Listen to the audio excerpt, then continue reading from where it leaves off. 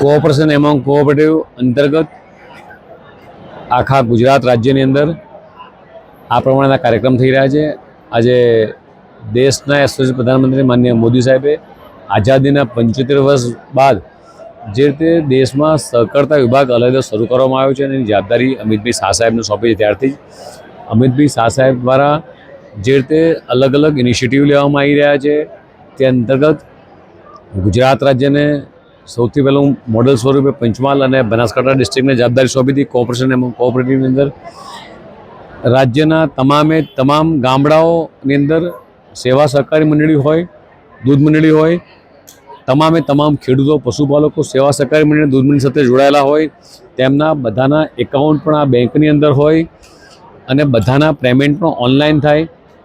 Bank દ્વારા પણ દરેક ગામની અંદર માઇક્રો એટીએમ હોય અને જે રીતે દેશના યશસ્વી સહકારતા મંત્રી અમિતભાઈ શાહ સાહેબે જે 60 જેટલા ઇનિશિયેટિવ લીધા અને એમાંના 22 જેટલા ઇનિશિયેટિવ એવા છે કે દરેક સેવા સહકારી મંડળીમાં એક્ટિવિટી કરી શકે। આ અંતર્ગત આજે પંચમહાલની અંદર માનનીય જેઠાભાઈ ઉપાધ્યક્ષની હાજરીમાં અને અમૂલ ફેડરેશનના ચેરમેન શ્રી અશોકભાઈ, મારા બંને સાંસદશ્રીની હાજરીમાં કાર્યક્રમ કરવામાં આવ્યો છે। પંચમહાલ ડિસ્ટ્રિક્ટ આખા રાજ્યની અંદર ખૂબ સારી કામગીરી કરી છે।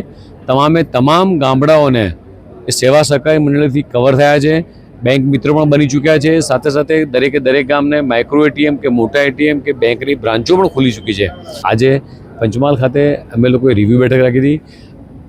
દેશના સહકારતા મંત્રી અમિતભાઈ શાહ સાહેબે પંચમહાલ ડિસ્ટ્રિક્ટને સૌથી મોડલ જિલ્લા તરીકે સૌથી પહેલાં જ્યારે કામગીરી સોંપી, આજે આનંદ સાથે કહેવું પડે છે કે અન્ય રાજ્યોના સહકારતા મંત્રીઓ, અન્ય રાજ્યોના કોઓપરેટિવના આગેવાનો, બેંકના ચેરમેન, ડેરીના ચેરમેનો એ પંચમહાલને મોડલ તરીકે જોવા માટે અહીં આવી રહ્યા છે અને પંચમહાલ ડિસ્ટ્રિક્ટે 100% કામગીરી પરિપૂર્ણ કરી છે। અને પંચમહાલનું જે બેંક છે, આપણને બધાને ખબર છે જેઠાભાઈ સાહેબે વહીવટ લીધો પહેલાં બેંકની સ્થિતિ શું, આજે બેંકની સ્થિતિ શું છે।